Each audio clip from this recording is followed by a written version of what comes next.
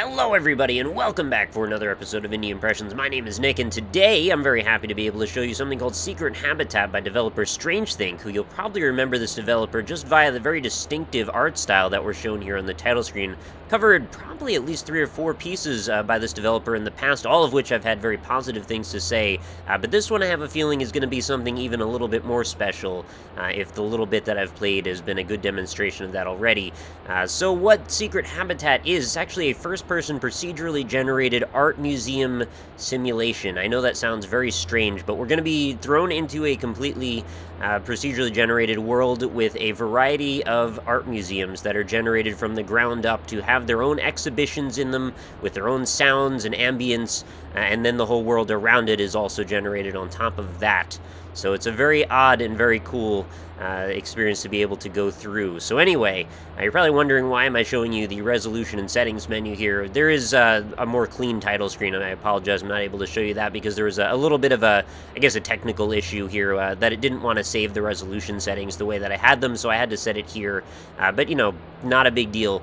We've actually not finished this one. As far as I can tell, we're at 0.777, which is usually not a final release, so I'm sure there's still some kinks to be ironed out. And this is a Unity game, so I'm sure that stuff will come together in short order. So anyway, you know, that's not to say that this doesn't have an options menu. There are options here. We've got 1280 by 720, anti-aliasing. I turned it all the way up, and we've got it in windowed mode. My preferential way to record most things for YouTube. So let's start it out. We'll hit start, and we'll have a look around, shall we? Alright, so let's see what we've got in our general proximity here. We are inside. We've got some very pearlescent, neon, psychedelic, kind of rainbowy windows that we get to look out of, and as we change our positioning here, you can tell it goes from a very hot pink to a kind of citrus, lime green yellow, if that suits you. So we've got a variety of windows looking out on what seems to be sort of a swampy lake area here in the center, and then a few other buildings over to the sides. Now, every building, as far as I'm aware, is generally an art museum, although this one in particular seems not to be. It doesn't seem to have any pieces hanging on the wall. It's actually the first time I've noticed that. I haven't played a lot of this. I've only spent about 5 minutes or so walking around just to get my sound test and all that done. But that is kind of interesting because it sort of does change a little bit of my perception about this. And I'll describe, there's actually a number of ways that we can critique this, and I'll try and mention all of them that come to mind. So we've got these pearlescent lakes, all very hallucinogenic and very beautiful to look at. In fact, just about anywhere I look in this world is beautiful for a screenshot, but then on top of that, we've actually got pieces of art that are going to be hung on all the walls in these very esoteric and strange-looking generated museums, even down to the fact that these windows actually all have varieties of colored glass and things like that. And also these apparently have multiple depths in these swamps. I didn't even realize that. I thought they were just sort of water or not water. So I'm struggling to pick which one I want to go into first because they all have things bountiful and interesting waiting to see. I guess we'll head up to this one with a ramp that seems to fade into the water, or slime, I think, as the developer has called it. I'm not sure if it's particularly slime, but it's not for me to say necessarily. So this is our first exhibition. You'll see we've got very smeary, rainbowy kind of pictures here that look kind of fractal-y in ways. Things sort of look stretched and scaled and bent in various ways too. And as far as like how I would compare this to an actual art style, I'm not really sure I can come to a lot of conclusions here outside of it being, you know, a representation, some sort of abstraction. This does seem very much like computer-generated art, which I am saying normally you could kind of take these things as metaphorical. In this case, this game is sort of almost, I think, self-aware. So I'm going to say that the art style that's being presented here is computer-generated, even though I know that's sort of a foregone conclusion, if that makes any sense. It still does generate some very interesting stuff, and every house seems to have, or every museum seems to have a different theme going on in it, so we'll see a variety of those. And the naming is actually very interesting, too, because you can start to form connections between the words that are shown here and what tends to be very abstract representations on the wall, and I think you'll start to bridge those gaps sometimes by yourself without even thinking about it. So let's turn on the audio here. Every museum has at least, well, maybe I shouldn't say every museum, but the ones I've seen have generally had at least one of these audio players in each one, and we can actually set one or the other here. I don't believe they'll overlap each other, so if I turn that one on, Yeah, that one should revert to an off position. So you got some very industrial, metallic kind of sounds happening here. Definitely a bit foreboding. And that's kind of one of the cool things I find about this game, is that it's both very sort of ethereal and gentle and smooth and soft, but then it also has this kind of hard, scary edge to it at the same time. But this space right here is actually very brilliant. I would love to just sit in a space like this and take in the light. This is one of the wonderful things about procedurally generated worlds, is occasionally you happen upon a really cool formation that just sort of could never have happened intentionally, because you never would have thought to maybe set up the group of angles that ended up resulting in that. As you can see also, we walk out of these buildings, we can actually walk around on them and sort of parkour on all the edges and walls that we see fit to run around on, which is another grandiose and wonderful thing of how procedural generation works, is that sometimes we end up with areas that we might be able to explore that are entirely unintentional. We may end up with like a floor above a floor that might not really need to be there, but it's there and it's kind of cool to look at. So about the tone again, that's one of the things that I find most interesting about this, is that it almost seems, like I mentioned, a little self-aware.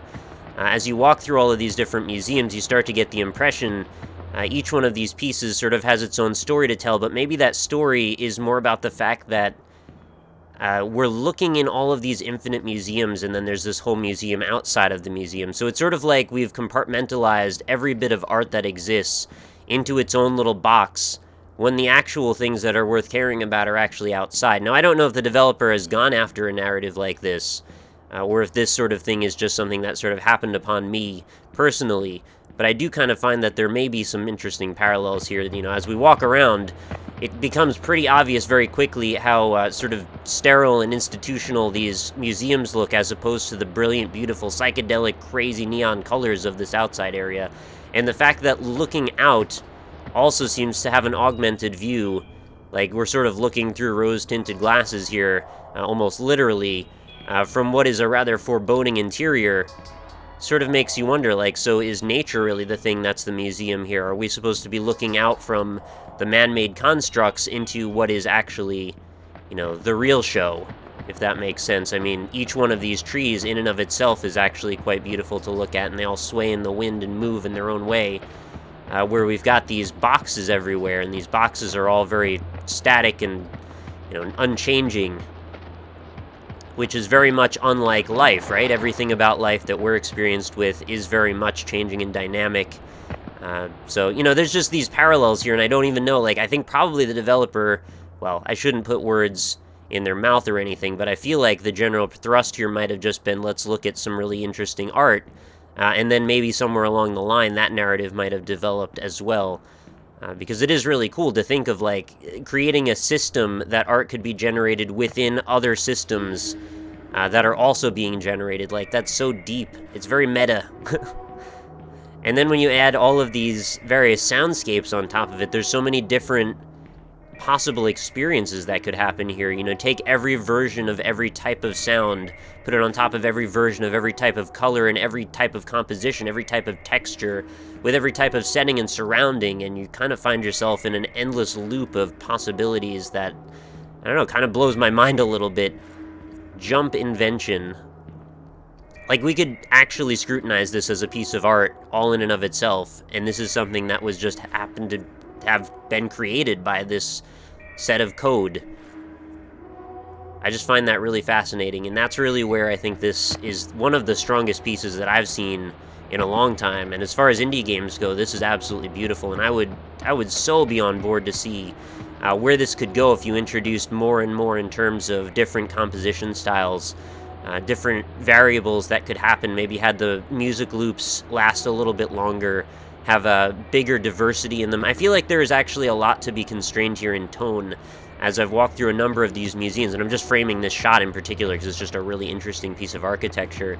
But it feels like the tone is kind of set to be a certain way, that it doesn't seem like the developer wants things to deviate beyond a certain level of things to be sort of, I guess, sort of this ancient, echoey, ethereal sense about it. Not really that they can be super happy or super sad or any of the other varieties in here. Things are just sort of a little bit monotone, which also goes to contrast very well with the fact that everything outside is just you know, overjoyed with color. It's just leaping out at you. And also, what's the relevance of everything being sort of soaked in liquid? Like, why is there this rainbow gel everywhere? Are we reinforcing the impermanence of the world around us? Are we showing that everything is sort of this post-apocalyptic wasteland, and all that we have left is just to show all these pieces of art that are captured and put away from everything else, and we're the only person here to experience it? Because what is the relevance of art if you can't discuss it, right? These are all just thoughts, which then sort of brings you to another place. You know, is this just a metaphorical impression of a human mind, or all these trees synapses?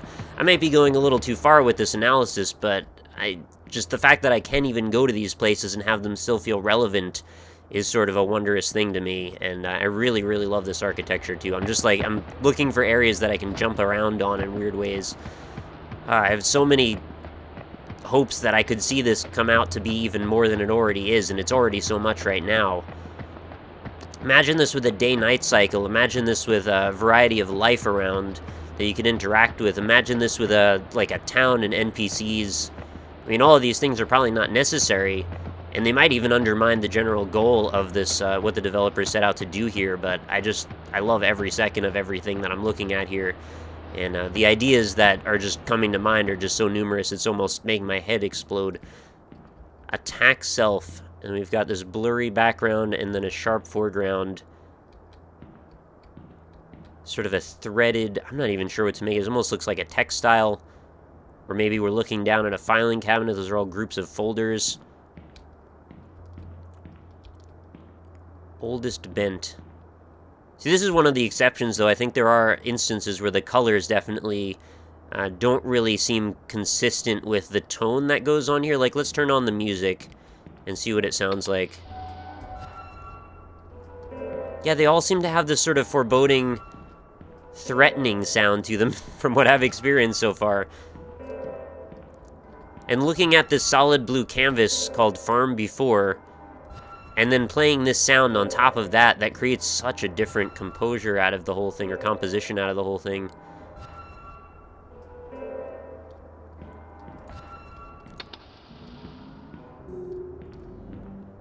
Yeah, all very scary sounds, actually. Kind of like to find one that's a little bit less threatening.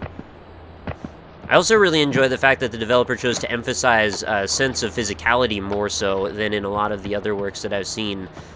You can actually feel the momentum as you walk around. There's a tangible crunch under your feet as you walk. Your body has a sway to it as you jump. Everything feels kind of heavy, like you're held down by gravity. And in such a dreamy world, like, to have gravity be such a tangible force seems so foreign, right? You know, everything in this is so alien and vibrant and colorful and wonderful, but then there's just this sense of being trapped in this sort of industrial art endless complex. I'm also imagining, what if you stumble upon one of these? It's like a mega mall of an art museum that just goes on for miles. Whereas all of these were just single buildings, some of them even one room. You might run into one that's just an endless, like, expanse of art. Maybe the art could even be even more experimental. As you see, some of these are pretty much all kind of a formula of, they all fit in the same tile on every side of every wall. But what if the art was actually stretching up into the sky, stretching up left and right, maybe tiny, you know, various scales? There's so many different ways you could take this. This little viewing terrace as well, too. It's like these super modern apartment buildings that I would imagine would be very interesting to live on, or live in like a colony on another planet or something like that. I love that the wallpapers also change from one room to the next, or one area to the next. Love to see more diversity in that as well, too. But again, if the tone is really what's being emphasized here, then, like, I understand that there probably should be some constraints. I would just love to see what this could do if it was just let completely off the rails. And, like, what kind of story could even be told here? I like the fact that the story isn't told explicitly. There is one line that comes up, or a series of little bits of poetry as you start up the game. Unfortunately, I wasn't able to capture that, and it seems to be different every time. But I do think that that actually does sort of set the tone as well. So I definitely encourage everyone here to go ahead and check this out yourselves. I mean, absolutely, I couldn't recommend this anymore. I understand that not everybody's going to get the same feelings out of this, but personally, I find this very moving and very interesting in a lot of different ways. So, you know, I couldn't really give this a much bigger endorsement than that. This is Secret Habitat. I absolutely would love to hear your opinions on this. Let me know in the comments. What do you think? Do any of those theories that I propose seem accurate or interesting to you, or do you have your own theories? Did I maybe miss something really obvious here? Feel free to chime in the comments. I would absolutely love to hear from everybody. Let's hear another soundtrack. Yep, no exceptions here. That one's definitely a bit on the creepy side as well. Imagine if these buildings started getting up and walking around. I'm just seeing this one almost as a creature. You know, the mechanical and the organic starts to blend together. The buildings start to shift around. Oh, there's so many possibilities. It's so cool.